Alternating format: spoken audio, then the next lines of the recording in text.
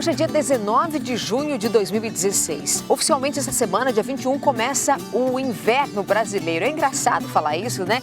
Já que na semana que passou, há poucos dias, nós tivemos os dias mais frios do ano. Aliás, foi de arrepiar os cabelos, né? Teve gente que falava, dói o corpo todo. Que friozão que fez aí nos últimos dias, sábado e domingo, da semana passada principalmente. E o que esperar então do inverno? A estação que deve, ou dizem que é a mais fria do ano. Será que ainda teremos um inverno ou dias tão rigorosos como a gente teve aí no outono?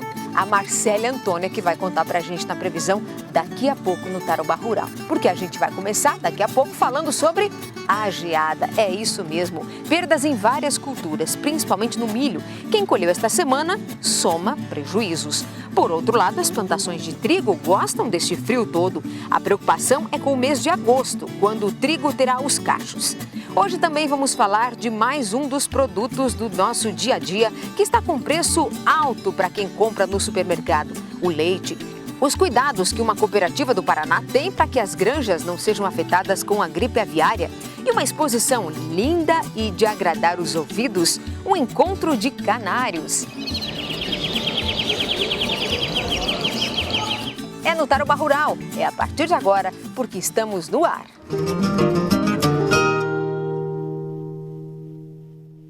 A reportagem que abre o Tarobá Rural de hoje é sobre o trigo, porque quem plantou essa cultura há poucos dias, agora com esse frio todo, não está assim tão triste não, é porque o trigo gosta assim de bastante frio.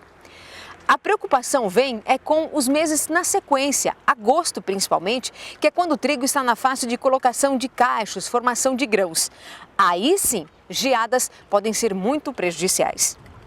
Pelos campos do interior, as lavouras do trigo recém-plantado já se espalham como grandes tapetes verdes. Nos 28 municípios da nossa região, são 110 mil hectares cobertos por plantas novinhas. E nesse início de safra, elas prometem uma boa colheita lá na frente.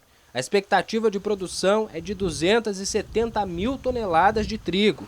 Mas para isso, um fator é determinante, o frio.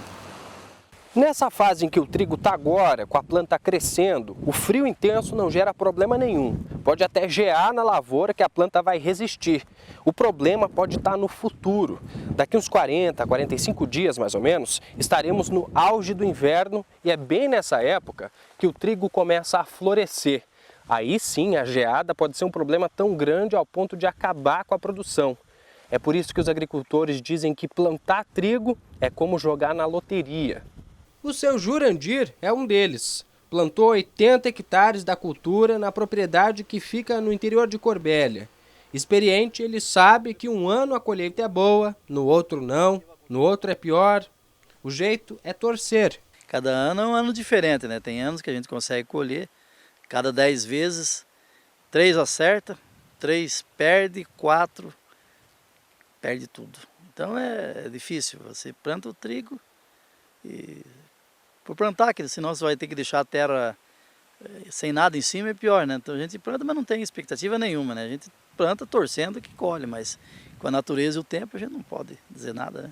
Segundo o Departamento de Economia Rural do Paraná, além da boa expectativa de produção, o preço do trigo também anima.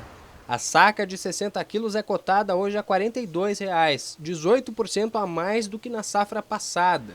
E a tendência é permanecer assim, contudo apontando para um resultado animador na hora da colheita. Para essa expectativa se tornar realidade, vai depender de um companheiro antigo dos produtores, o clima.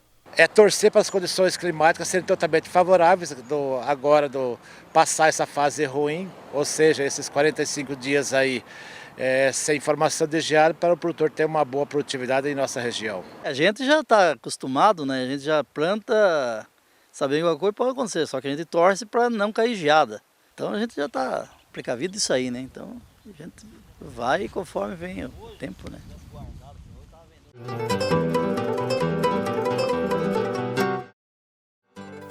E vamos saber como fechou a cotação do trigo esta semana. Em Cascavel e em Londrina, R$ 45,50 a saca, R$ 43 na região de Irati. A soja em Cascavel e em Londrina, R$ 84,00 a saca, R$ 85,10 em Guarapuava. O milho em Cascavel e em Londrina, R$ 38,00, R$ 41,00 em Laranjeiras do Sul. E falando em milho, a geada dos últimos dias castigou e bastante as plantações, as espigas que ainda estavam com o grão úmido. Muitos produtores fizeram a colheita na semana que passou e aí a soma foi de bastante prejuízos.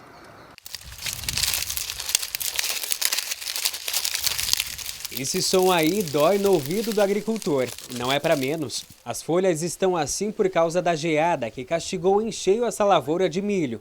São 72 hectares de área plantada. O seu Marino, só de andar no meio do milharal, já enxerga perdas com a safra.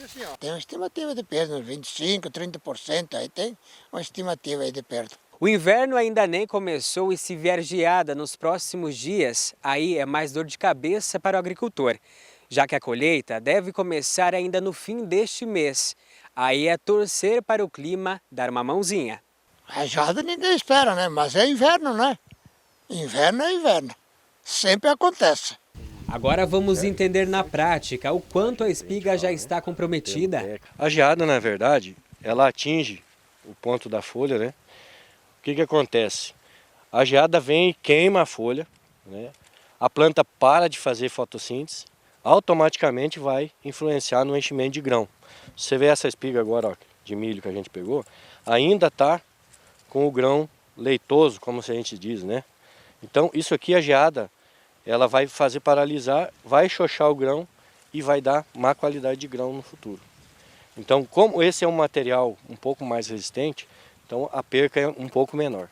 Segundo o DERAL, Departamento de Economia Rural do Núcleo Regional da SEAB Cascavel, que abrange 28 municípios, 30% a 40% das lavouras com milho safrinha foram afetadas por conta da geada. Nós, quando plantamos os 378 mil hectares nos 28 municípios da região, que abrange o núcleo regional da SEAB, existe uma previsão de colher 2 milhões e 430 milhões de toneladas. Porém, com essa formação de geadas, com 6 consecutivas de média a alta intensidade, nós temos que avaliarmos quanto à quebra da produtividade. Lógico, é cedo para nós termos um número definido. Temos que aguardar, esperar a colheita para chegar a um número exato. Daqui a pouco a Marcela Antônio vai falar para nós da previsão do tempo e também falar sobre o inverno, o que é que vem para essa estação, o que é que a gente pode esperar, será que bastante chuva, muito frio, enfim, daqui a pouco.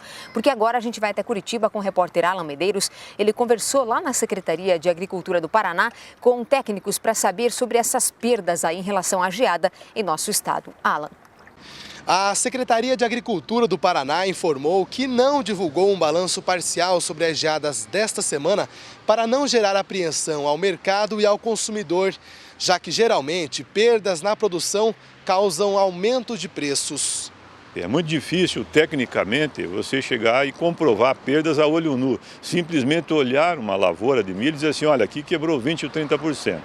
É preciso ter critérios técnicos para fazer isso, junto com a assistência técnica.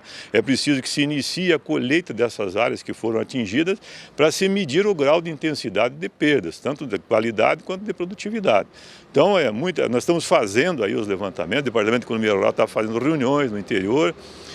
As áreas mais afetadas com geada muito forte foram no sudoeste, mas na região sudoeste nós temos só 4% da área de 2 milhões de hectares que são cultivados no milho segunda safra. A concentração está no oeste, onde a geada foi de moderada a forte, e na região norte, que também tem a segunda grande área de milho segunda safra, e nessa região norte houveram perdas também, mas a geada já foi de moderada a fraca. De Curitiba, Alan Medeiros para o Tarobá Rural.